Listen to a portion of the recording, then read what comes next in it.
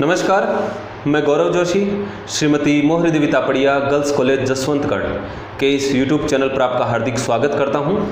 हम पढ़ रहे हैं निगम लेखांकन और निगम लेखांकन के अंतर्गत आज की क्लास में हम शुरू करने जा रहे हैं कंपनियों का एकीकरण, अमेलगमेशन ऑफ कंपनीज। तो आगे बढ़ने से पहले हम एकीकरण का अर्थ समझेंगे कि एकीकरण से हमारा क्या तात्पर्य है। एकीकरण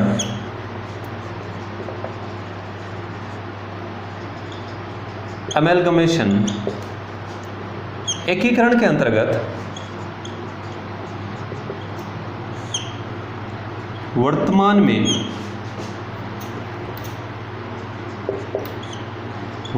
में कार्य कर रही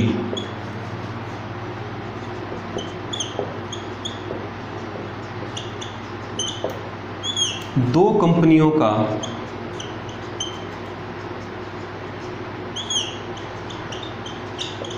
समापन करके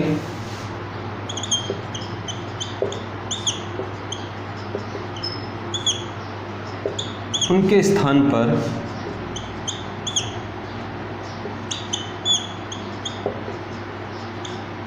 एक नई कंपनी की स्थापना की जाती है। वर्तमान में कार्य कर रही दो कंपनियों का अस्तित्व समाप्त कर दिया जाता है और उनका समापन करके एक नई कंपनी की स्थापना की जाती है, एक नई कंपनी अस्तित्व में आ जाती है।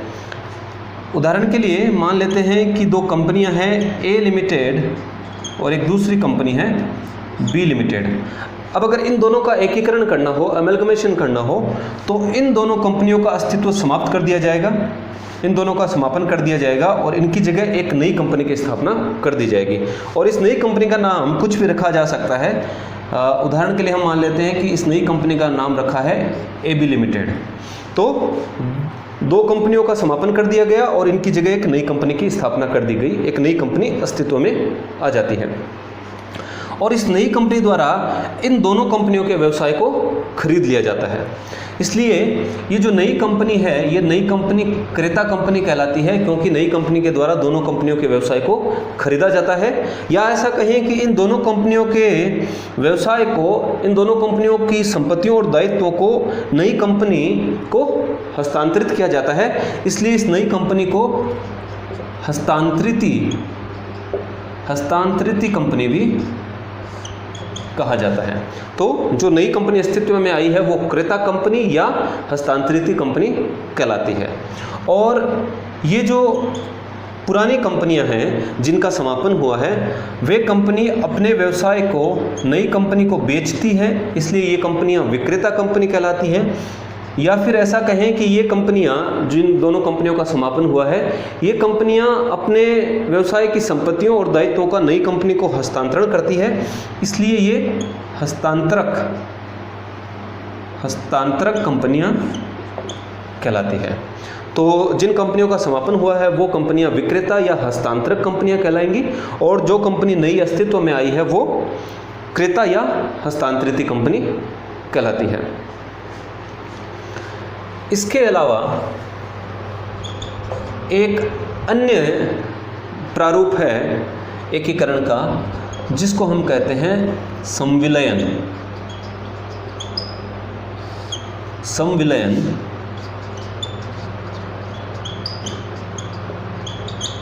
एब्जॉर्प्शन। तो संविलयन में एक कंपनी को छोड़कर बाकी सभी कंपनियों का समापन कर दिया जाता है। एकीकरण में एकीकृत की जाने वाली सभी कंपनियों का समापन कर दिया जाता है, लेकिन संविलयन में एक कंपनी को छोड़कर बाकी सभी कंपनियों का समापन कर दिया जाता है। तो उदाहरण के तौर पर मान लेते हैं कि ए लिमिटेड और बी लिमिटेड दो कंपनियां हैं जो संविलित होना चाहती हैं, जो एकीकृत होना चाहती हैं। तो संविलयन के अंतर्गत इनमें से किसी एक कंपनी का समापन कर दिया जाएगा और जिस कंपनी का समापन नहीं किया जाता है वो कंपनी दूसरी कंपनी के व्यवसाय को खरीद लेती है। तो उदाहरण के तौर पर मानते हैं कि बी लिमिटेड का समापन कर दिया जाता है और ए लिमिटेड अपना अस्तित्व कायम रखती है, एक कंपनी को छोड़कर अन्य सभी कंपनियों का। हो सकता है कि 2 से अधिक कंपनियां भी संविलयन के अंतर्गत संविलित की जाती हो, एकीकृत की जाती हो। तो मान लेते हैं कि ए, बी और सी लिमिटेड 3 कंपनियां हैं, तो यहाँ पर एक कंपनी को छोड़कर बाकी सभी कंपनियां, यानी इन दोनों कंपनियों के अस्तित्व को समाप्त कर दिया जाएगा, इन दोनों कंपनियों का समापन कर दिया जाएगा, और ये दोनों कंपनियां जिस कंपनी का समापन नहीं हुआ है इस कंपनी में जाकर मिल जाएगी और ये कंपनी अपना अस्तित्व कायम रखेगी। अब जिस कंपनी का समापन नहीं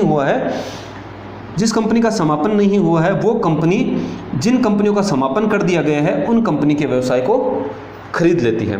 तो यहाँ पर ए लिमिटेड क्रेता या हस्तांतरित कंपनी है और बी और सी लिमिटेड विक्रेता या हस्तांतरक कंपनियां कहलाएंगी। और संविलयन की दशा में जिस कंपनी का अस्तित्व कायम रहता है, यानी कि जिस कंपनी का समापन नहीं किया जाता, वह कंपनी तुलनात्मक रूप से अधिक सुदृढ़ होती है, उसकी आर्थिक स्थिति अधिक सुदृढ़ होती है, इसलिए इस कंपनी में बाकी अन्य कंपनियों का संविलयन कर दिया जाता है। एक तीसरी दशा हो सकती है एकीकरण की, बाह्य पुनर्निर्माण,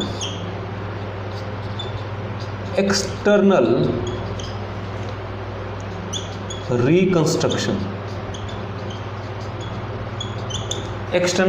रिकंस्ट्रक्शन। बाह्य पुनर्निर्माण के अंतर्गत एक ही कंपनी होती है, 2 या अधिक कंपनियां नहीं होती, केवल एक ही कंपनी होती है। मान लेते हैं कि एक कंपनी है ए बी लिमिटेड, तो बाह्य पुनर्निर्माण के अंतर्गत जो विद्यमान कंपनी है उस कंपनी के अस्तित्व का समापन कर दिया जाता है, यानी कि उस कंपनी का समापन कर दिया जाता है। तो ए बी लिमिटेड का समापन कर दिया जाएगा और इसकी जगह एक नई कंपनी बनाई जाती है, और वो जो नई कंपनी बनाई जाती है वो पुरानी कंपनी के नाम से मिलती जुलती बनाई जाती है, जिससे कि पुरानी कंपनी की ख्याति का फ़ायदा उठाया जा सके, पुरानी कंपनी के नाम का जो है लाभ लिया जा सके। तो बाह्य पुनर्निर्माण में केवल एक ही कंपनी होती है और उस कंपनी का समापन करके एक नई कंपनी की स्थापना कर दी जाती है मिलते जुलते नाम से। तो मान लेते हैं कि एक कंपनी थी ए बी लिमिटेड, जिसका समापन कर दिया गया बाह्य पुनर्निर्माण के लिए, और इसका समापन करके इसकी जगह एक नई कंपनी ABB लिमिटेड की स्थापना कर दी गई, और जिस नई कंपनी की स्थापना की गई है वो नई कंपनी पुरानी कंपनी के व्यवसाय को खरीदेगी। तो यहाँ पर जो नई कंपनी है, उदाहरण के लिए ABB लिमिटेड, तो ABB लिमिटेड क्रेता या हस्तांतरित कंपनी कहलाएगी, जबकि जिस कंपनी का समापन किया गया है बाह्य पुनर्निर्माण में वो कंपनी विक्रेता या हस्तांतरित कंपनी कहलाती है। तो एकीकरण, संविलयन और बाह्य पुनर्निर्माण, इन तीनों को मिलाकर ही हम एकीकरण कहते हैं। ये कंपनियों का एकीकरण करने के अलग अलग तरीके हैं, लेकिन सम्मिलित रूप में इन तीनों को ही एकीकरण कहा जाता है। चाहे 2 कंपनियों का समापन करके एक नई कंपनी बनाई जाए, चाहे किसी एक कंपनी का अस्तित्व कायम रख के अन्य कंपनियों को उस कंपनी में मिलाया जाए, या किसी एक कंपनी का समापन करके उसकी जगह एक नई कंपनी बनाई जाए, इन सब को मिलाकर हम एकीकृत रूप में इनको एकीकरण, अमेलगमेशन, कंपनियों का एकीकरण या अमेलगमेशन ऑफ कंपनीज कहते हैं। अब एकीकरण क्यों किया जाता है, एकीकरण के पीछे क्या उद्देश्य है, क्या कारण है, तो इसकी हम बात करेंगे। मान लेते हैं कि बाजार में कुछ बड़ी कंपनियां हैं और दूसरी तरफ छोटी कंपनियां हैं, छोटी कंपनियां और बड़ी कंपनियां। तो बाजार में जो बड़ी कंपनियां हैं वो बड़े पैमाने पर उत्पादन करती है, उनका प्रोडक्शन लार्ज स्केल पे होता है, और बड़े पैमाने पर उत्पादन होने के कारण ये बड़े पैमाने की बचतों का इनको फ़ायदा मिलता है। उदाहरण के तौर पर जो उत्पादन में फिक्स्ड कॉस्ट, स्थायी व्यय होते हैं, वो स्थिर रहते हैं चाहे उत्पादन कितना ही किया जाए। तो जब बड़ी मात्रा में उत्पादन किया जाता है तो स्थायी लागत, प्रति इकाई स्थायी लागत घटती है, जिससे कि प्रति इकाई उत्पादन लागत में कमी आती है, वस्तुएं सस्ती लागत पर बनाई जाती हैं, कम लागत पर बनाई जाती हैं। तो बड़ी कंपनियों को बड़े पैमाने के उत्पादन के लाभ मिलते हैं, जबकि छोटी कंपनियों द्वारा बड़े पैमाने पर उत्पादन नहीं किया जाता, छोटे स्तर पर उत्पादन किया जाता है, इसलिए ये बड़े पैमाने के उत्पादन का फायदा नहीं उठा सकती। पहला कारण।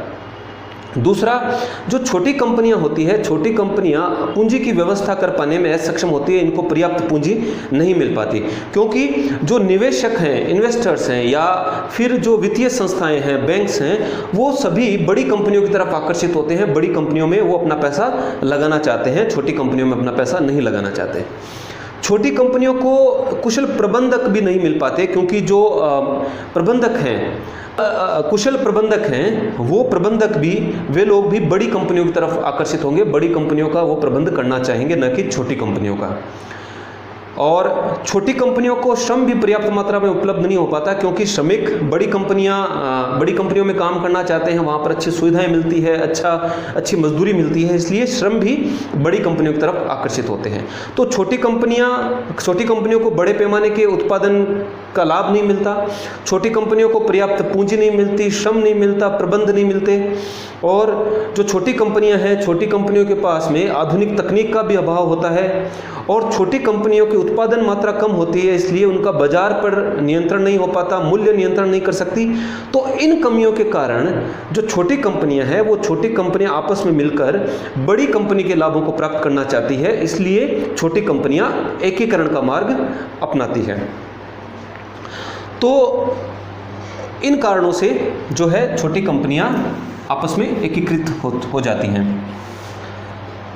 अब हम बात कर रहे थे कि जो ये नई कंपनी अस्तित्व में आई है, ये नई कंपनियां जिन कंपनियों का समापन हुआ है, उन कंपनियों के व्यवसाय को खरीद लेती है, या उन कंपनियों के संपत्तियों और दायित्वों को खरीदती है।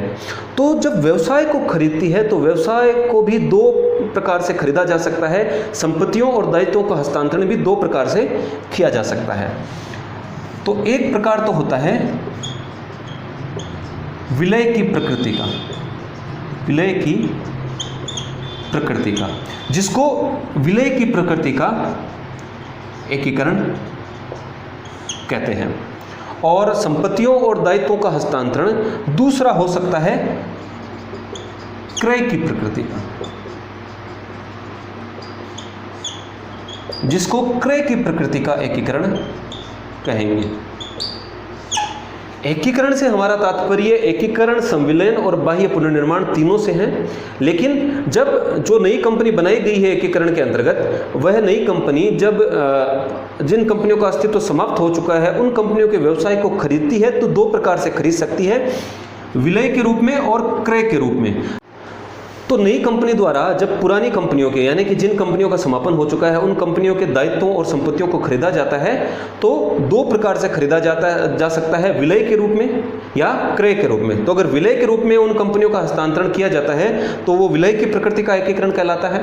और अगर क्रय के रूप में अगर उन संपत्तियों और दायित्वों को हस्तांतरण किया जाता है, तो क्रय की प्रकृति का एकीकरण कहा जाता है।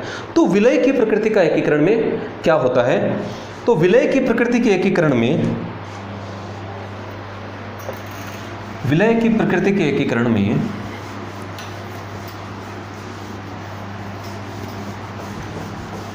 जब विलय की प्रकृति का एकीकरण होता है, तो हस्तांतरक यानी कि विक्रेता कंपनियां जिनका अस्तित्व समाप्त हो चुका है, तो विलय की प्रकृति के एकीकरण में हस्तांतरक कंपनी की सभी संपत्तियों एवं दायित्वों का हस्तांतरण होता है। यानी कि जो नई कंपनी अस्तित्व में आई है, उस कंपनी द्वारा जिन कंपनियों का समापन हो चुका है एकीकरण के अंतर्गत, उन कंपनियों के व्यवसाय को पूरा का पूरा खरीद लिया जाएगा। यानी कि सभी संपत्तियां और दायित्व खरीद लिए जाएंगे, सभी संपत्तियों और दायित्वों का हस्तांतरण कर दिया जाएगा। तो ऐसा एकीकरण विलय की प्रकृति का एकीकरण कहलाता है। दूसरा, हस्तांतरक कंपनी के कम से कम 90% अंशधारी हस्तांतरित कंपनी के अंशधारी बन जाने चाहिए। यानी कि एकीकरण के बाद में हस्तांतरक कंपनी यानी कि विक्रेता कंपनी जिनका एकीकरण हुआ है, जिनका अस्तित्व समाप्त हुआ है, तो हस्तांतरक कंपनी के कम से कम 90% अंशधारी नई कंपनी यानी हस्तांतरित कंपनी के अंशधारी बन जाने चाहिए। तीसरा, हस्तांतरक कंपनी का व्यवसाय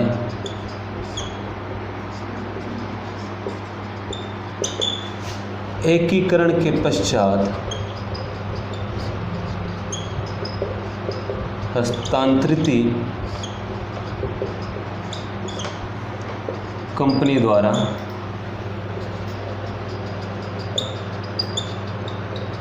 चलाया जाएगा। और हस्तांतरक कंपनी यानी कि जिस कंपनी का समापन हुआ है, तो जो हस्तांतरक कंपनी है उसका व्यवसाय अब नई कंपनी द्वारा, हस्तांतरित कंपनी द्वारा चलाया जाएगा। तो जब हस्तांतरक कंपनी की सभी संपत्तियां और दायित्व हस्तांतरित कंपनी द्वारा खरीद लिए जाते हैं, जब हस्तांतरक कंपनी के कम से कम 90% अंशधारी एकीकरण के बाद हस्तांतरित कंपनी के अंशधारी बन जाते हैं, और जब हस्तांतरक कंपनी का व्यवसाय अब एकीकरण के बाद हस्तांतरित कंपनी द्वारा चलाया जाता है। और चौथा है हस्तांतरक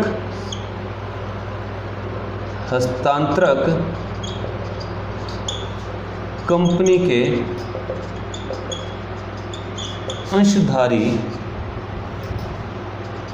अंशधारियों को जो हस्तांतरित कंपनी के अंशधारी बनने को सहमत हुए हैं, उनको हस्तांतरित कंपनी द्वारा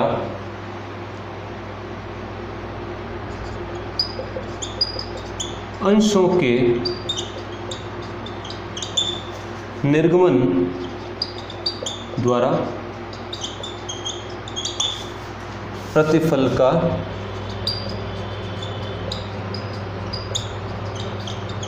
भुगतान किया जाना चाहिए।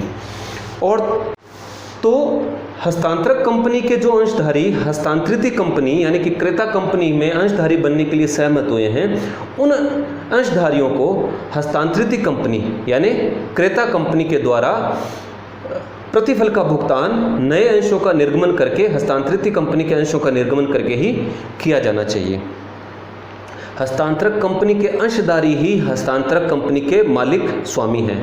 तो जब हस्तांतरक कंपनी के व्यवसाय को हस्तांतरित कंपनी यानी क्रेता कंपनी द्वारा खरीदा जाता है, तो उसके मालिकों को भुगतान किया जाएगा और वो भुगतान क्रय प्रतिफल के रूप में किया जाता है।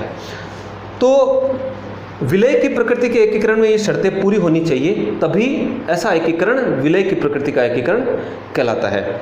और बात करें क्रय की प्रकृति के एकीकरण की, तो अगर इन शर्तों में से किसी भी एक शर्त को पूरा नहीं किया जाता, तो ऐसा एकीकरण क्रय की प्रकृति का एकीकरण कहलाता है।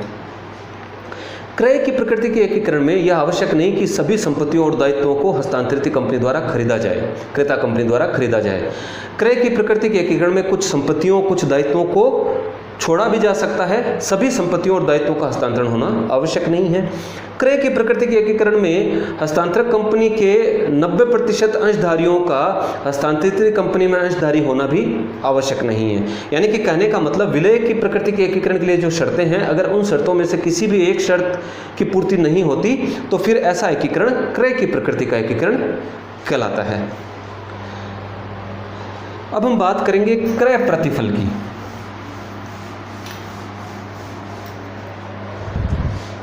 हमने बात की थी कि दो कंपनियां हैं ए लिमिटेड और बी लिमिटेड, और इनका समापन होकर एक नई कंपनी ए बी लिमिटेड का निर्माण किया जाता है, तो इसको एकीकरण कहते हैं। और इस नई कंपनी द्वारा इन दोनों कंपनियों के व्यवसाय को, यानी कि इन दोनों कंपनियों की संपत्तियों और दायित्व को खरीद लिया जाता है। तो जब नई कंपनी द्वारा पुरानी कंपनियों, यानी कि जिन कंपनियों का समापन हो चुका है, उनके संपत्तियों और दायित्वों को खरीदा जाएगा, तो इसके बदले में कुछ भुगतान भी किया जाएगा, और ऐसा भुगतान क्रय प्रतिफल, परचेज कंसिडरेशन कहलाता है। और नई कंपनी के द्वारा संपत्तियों और दायित्वों को खरीदने के बदले जो प्रतिफल चुकाया जाता है, वह प्रतिफल पुरानी कंपनियों के अंशधारियों को ही चुकाया जाता है, क्योंकि कंपनी के अंशधारी ही कंपनी के मालिक होते हैं।